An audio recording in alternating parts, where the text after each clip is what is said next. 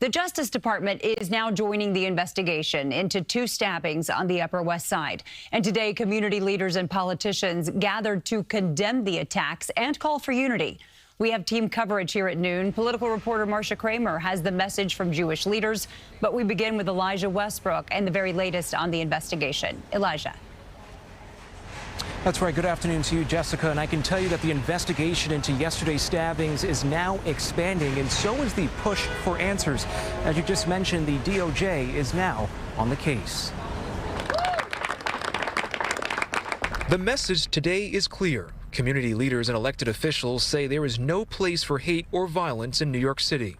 We have a right, like every other community in this city, like the Asian American community, like the African American community, like the Latino community. We have a right to live without fear. The U.S. Department of Justice says its Civil Rights Division is now investigating. Police say on Thursday, a 57-year-old Asian man was stabbed in the back near Central Park West. Then, just minutes later, a 50-year-old Jewish man was stabbed in the chest just a few blocks away. Both men are expected to survive. Police arrested 51-year-old Raul Morales after they say he barricaded himself inside a nearby apartment building. The NYPD says detectives are still determining a motive and have not announced hate crime charges. In a social media post, NYPD Commissioner Jessica Tisch said in part, detectives are continuing to work the case and determine motive. But according to victim and witness statements, Morales yelled Allahu Akbar during both attacks. The NYPD is currently evaluating whether this is a potential hate crime. While the perpetrator has no known mental health history with the NYPD, the initial investigation suggests that mental health may have been a factor. I had the opportunity to speak to the police commissioner as well as the local district attorney, and they have asked me not to draw any conclusions as a result of last night's event. Police say the 2 victims are expected to recover, and as both the NYPD and the Justice Department continue their investigations, community leaders say their focus remains on keeping New Yorkers safe. I think they should investigate it as a hate crime. I hope people feel safe in this community. Now back out here live, as this investigation continues, we do want to reiterate again that detectives are trying to pinpoint an exact motive behind those stabbings here on the Upper West Side. It's a key question that ultimately could determine what plays out next. Jessica? Elijah, thank you. And as we just mentioned, the case has not been classified as a hate crime, but police are still investigating. This morning, though, dozens of Jewish leaders and politicians pointed fingers at Mayor Mamdani, demanding he stop his anti-Israel rhetoric. Political reporter Marcia Kramer is live with that part of our coverage. Marcia. Well, just again, we have to say that this has not yet been called a hate crime, but the message here is that words matter and they can put ideas in people's heads. And that's why the leaders and elected officials here are saying it's high time that Mayor Mamdani stop his campaign against Israel and his Prime Minister, Benjamin Netanyahu. Mayor Mamdani, stop fanning the flames of hatred and division. The consequences are not abstract. They're playing out on our streets.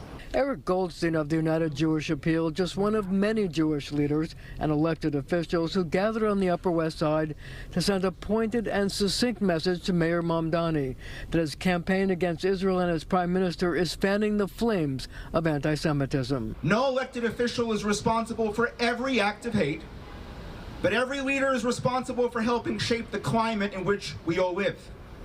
At a time when one of the most common manifestations of anti-Semitism is the dangerous practice of holding all Jews collectively responsible for disagreements with the policies of the Israeli government. Responsible leadership requires lowering the temperature, not raising it. The speakers included Attorney General Letitia James, Council Speaker Julie Menon, Comptroller Mark Levine, Public Advocate Jumaane Williams, and Assemblyman Michael Lasher. Overheated rhetoric in the political arena can lead to anti-Semitic violence. All of us in positions of power have a responsibility to use our voices to create unity and not division, to promote calm and not anger. Rabbi Yosef Levine is the rabbi of the Jewish Center where the Jewish victim was a member. If a Jew can't feel safe walking home from shul in broad daylight on a Thursday afternoon on the Upper West Side of Manhattan, then something has gone profoundly wrong, not only for the Jewish community, but for our city. The Consul General of Israel in New York, Ophir Akunis, also slammed the mayor, saying, quote, Mayor Mamdani is inciting violence against Jews in New York. I warned about the consequences of his actions on his first day in office. Yesterday was just another example of his hateful rhetoric fueling physical attacks. Now, I reached out to Mayor Mamdani's office for comment, but I have not heard back. Live on the Upper West Side, I'm Marcia, Kramer, CBS News, New York. Jess? A lot of people wondering how the mayor is going to respond to this. Thank you, Marcia. And do stay with CBS News New York for new developments in this double stabbing investigation. We'll share updates on air and online as soon as we get them at cbsnewyork.com.